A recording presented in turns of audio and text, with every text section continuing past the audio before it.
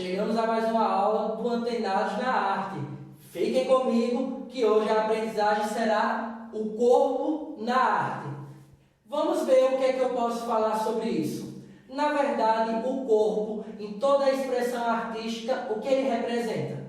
Nós podemos definir dentro da arte que o corpo humano, ele representa um ponto de partida para novas descobertas, para explorar os nossos potenciais, as nossas habilidades, para que a gente possa se aprimorar. Podemos produzir som, através da nossa voz, através do corpo percussivo, do barulho que nós podemos fazer, os sons que o nosso corpo, ao ter esse acesso do atrito, pode proporcionar, como também quando nós manuseamos, manipulamos qualquer instrumento musical. Quando nós dançamos, através dos nossos gestos, da nossa expressão no tempo e no espaço, nós podemos apresentar emoções, sentimentos, ideias, convicções.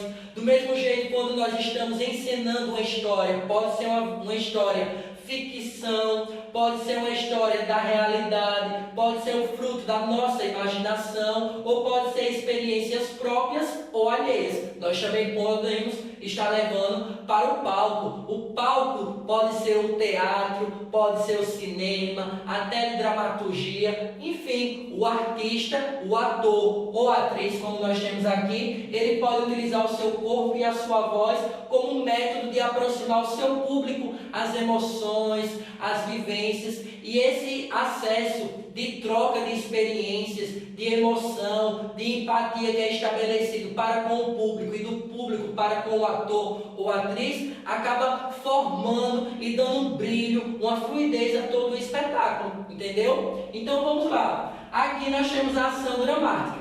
Bem, vale a pena ressaltar que a ação dramática não está falando apenas em termos de drama, de tensão, de tristeza, melancolia, de tragédia. Não, pelo contrário. Quando nós estamos falando sobre a ação dramática, drama, em sua origem grega, significa o eu faço, ação. É tudo aquilo que nós nos colocamos para apresentar, partindo das experiências da realidade ou fruto da minha imaginação, ou da imaginação daquele que nós chamamos de dramaturgo. O dramaturgo, ele também é considerado ou chamado como o autor. Então, ele vai ter as ideias da história, ele vai dar o roteiro, criar os personagens, o cenário, ele vai pensar no tema, nas emoções e sentimentos que deverão estar contidos na obra que ele está compondo. Por isso que também, quando nós analisamos alguns textos, alguns scripts teatrais, nós percebemos muitas rúbricas. E o que são rúbricas? São aquelas palavras, aquelas ações, aquelas ideias que vêm entre parênteses. Quando nós estamos estudando ou analisando qualquer texto teatral, nós vemos as rúbricas ao final de frases, de palavras ou no início. Porque vai dar a ideia de que quando o autor ou o dramaturgo estava criando aquela peça, aquele roteiro, ele teve. Então ele está dando a entender que é um norte. Pode ou não seguir ao pé da letra, como também você pode valorizar a ideia, a sensação e o que o autor ou dramaturgo estava sentindo no momento da composição. Tudo bem? Além disso, nós temos um cara chamado de Téspis de Ática. E vocês sabiam que ele foi o ator mais conhecido no mundo ocidental de todos os tempos, que até hoje tem conhecimento? Pois é. Téspis de Ática, ele era um grego, onde ele pegava sua carroça, começou a viajar por várias e várias cidades da Grécia e começou a se apresentar. Pois é, antigamente ele fazia muitas imitações, né? Só que ele começou a inovar, ele começou a criar personagens próprios, seus próprios roteiros e começou a dramatizar, a se apresentar. Ele parava nas cidades, nas praças, aonde quer que ele chegasse, e ele começava a encenar os seus personagens, a dar vida às suas emoções, e tudo isso acabou criando e dando origem ao monólogo. O monólogo é uma cena ou uma peça teatral onde só uma pessoa está falando, e ele foi o pioneiro em tudo isso. E no tempo que ele existiu, que ele viveu e que ele tomou um grande destaque, os atores e atrizes que nós temos aqui, eles eram chamados de hipócritas. E quem eram os hipócritas? Na Grécia era chamado daqueles que eram fingidores, mentirosos, imitadores.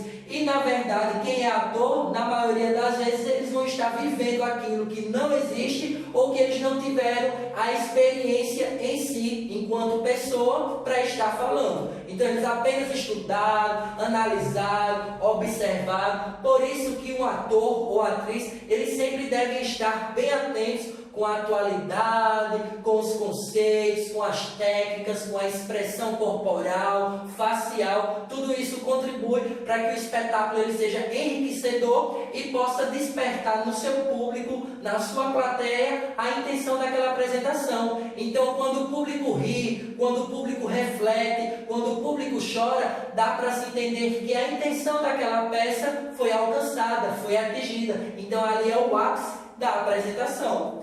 Vamos dar continuidade. Aqui nós temos um cara que é fantástico, chamado de Charlie Chaplin.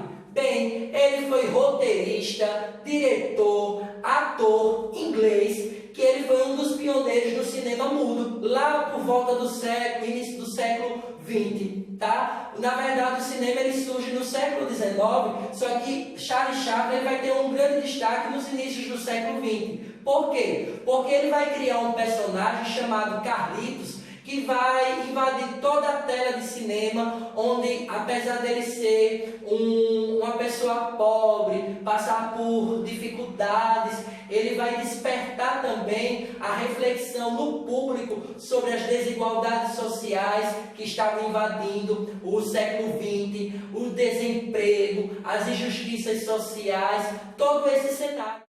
Que apesar dele ser um andarilho, ele vai despertar no seu público os sentimentos, os valores que os homens acabaram esquecendo com o passar do tempo. Porque apesar de todas essas dificuldades e do contexto que esse personagem Carlitos vivia, ele falava muito sobre a amizade, sobre o companheirismo, ele era muito cordial, também ele era muito cavalheiro. Então ele vai acabar exaltando que, apesar de ser um cinema mudo, não ter voz nenhuma, através das suas expressões, do seu jeito de andar, ele acabava falando e emocionando o seu público. E depois, dentro do período que o cinema acabou surgindo, vale ressaltar que a tecnologia não era de ponta, não é tão em alta como nós conhecemos nos dias atuais. Então, naquele momento não tinha como ter a questão da união da imagem com o áudio. Então, apresentava-se lá nas telas de cinema a imagem e em outra sala tinha uma orquestra que acabava criando um instrumental, um fundo musical que acabava auxiliando no mesmo compasso que as imagens, a emoção e a reflexão do público. Então, enquanto o público acabava vendo a imagem nas telas de cinema, em um outro momento, ao mesmo tempo, eles acabavam ouvindo a música que acompanhava todo aquele roteiro, trazendo a sensibilidade, aquela nostalgia, aquela tristeza, melancolia, aquela euforia, tudo dependendo da mensagem que as imagens estavam representando, apresentando. Deu para compreender? Então fica comigo que já estamos finalizando a aula. Então já dá para perceber a grande contribuição de Charlie Chaplin. Só que além disso, ele vai ter uma grande contribuição também aqui na mímica. A mímica também é chamada de pantomima. Então é uma técnica de atuação onde não se fala nada, apenas através da expressão corporal e facial, o artista, o mímico, ele pode dizer tudo, pode transmitir uma imagem, uma ideia, pode transmitir uma convicção, uma denúncia, uma negação da realidade, pode ser em forma de manifesto, entendeu? Trazer reflexão para a população, para o público, para a plateia. Tudo bem? É necessário que a gente venha desenvolver o aparelho fonador. E esse aparelho fonador, ele vai nos ajudar muito nas nossas apresentações e encenações. E esse aparelho, que também faz parte do nosso corpo, ele é formado pelas pregas vocais, pela boca, pelos nossos pulmões e pelas forças nasais. Isso mesmo. Então todo esse conjunto acaba nos propiciando e nos ajudando no tocante à voz.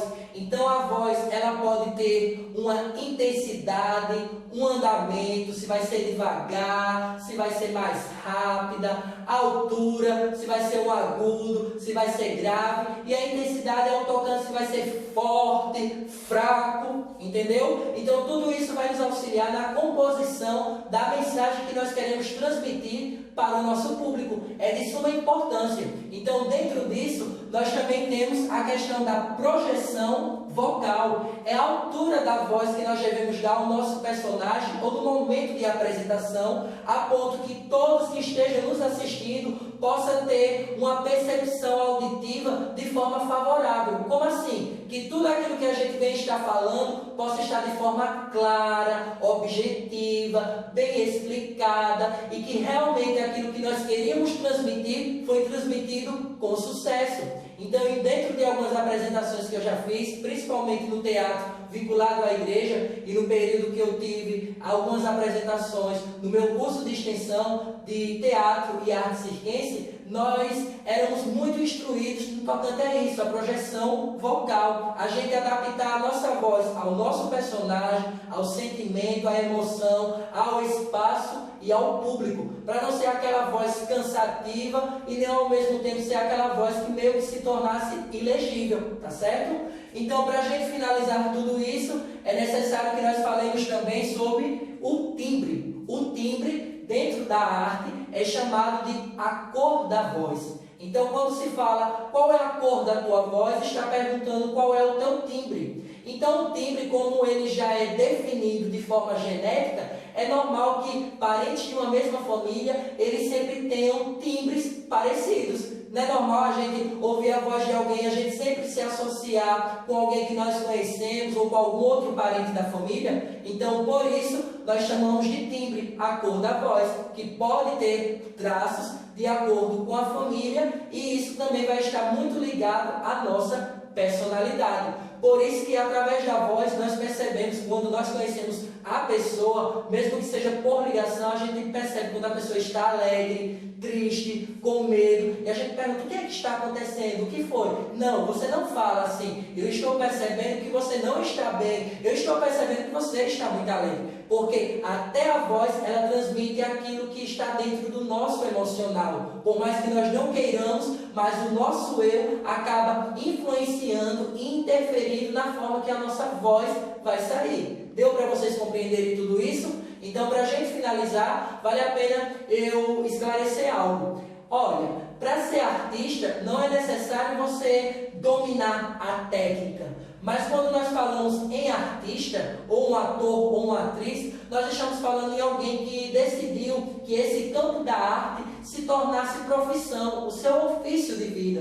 Então ele vai se aprimorar, ele vai estudar técnicas, vai procurar se aperfeiçoar. Mas qualquer um de nós podemos ser atores, nós podemos ser artistas, seja na escola, em casa, por meio dos nossos desenhos, mesmo que não seja um ofício ou algo que você queira ampliar no seu futuro, que possa se tornar um hobby, para que você venha se expressar suas emoções, seus sentimentos, a sua leitura de mundo, suas ideias, algo original ou uma releitura de algo que já existe. Enfim, você também pode ser um artista, você também pode ter esses seus momentos. Afinal, artista é todo ser humano, porque a cada dia, a cada momento nós estamos produzindo arte. Enquanto estivermos vivos, nós estamos produzindo arte em nossos pensamentos, em nossas ações, por meio das nossas falas, enfim. Eu espero que eu tenha contribuído um pouco mais na sua aprendizagem a respeito desse campo vasto que é a arte. Então até a próxima, treinados. Um forte abraço virtual.